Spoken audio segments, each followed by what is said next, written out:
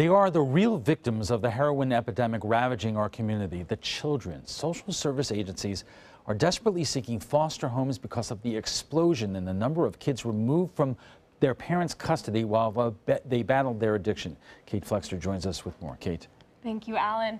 This is a national issue and a statewide issue, but the numbers locally are staggering. And many who work with these children say they've never seen a situation quite like this.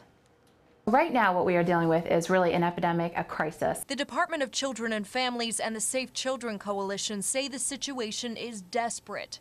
Right now, local child removal rates are often twice the state average. We've had people who've worked in this field for their whole entire careers, and they have not seen anything quite this bad. This is unheard of. So why the sudden surge? They say it's largely because of the local heroin epidemic. At the Safe Children Coalition, they've seen more parents die from heroin overdoses in the last 2 months than in the last 2 years, tripling the number of kids coming through their doors. It's not even a situation where they can safely stay, and we can put in services, so they must be removed from their home. The Manatee County Sheriff's Office has witnessed the epidemic firsthand. It's been just one case after another.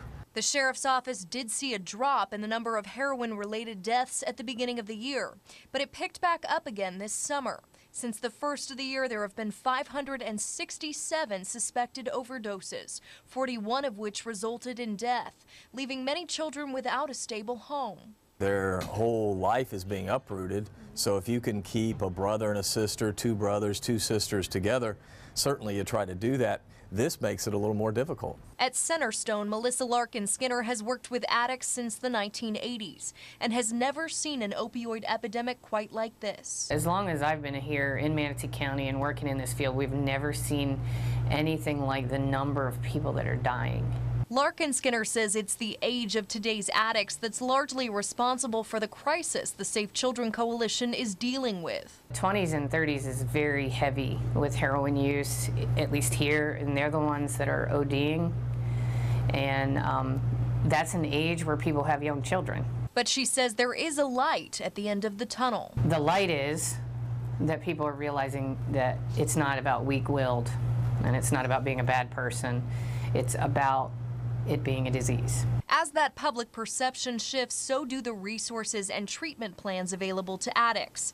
But that evolution is a slow process. That's why the Safe Children Coalition says it needs foster parents, and fast. At this point, if we can get one person interested, that's just one less child who has to stay in a shelter or a group home, but can go into a family home and to a family situation.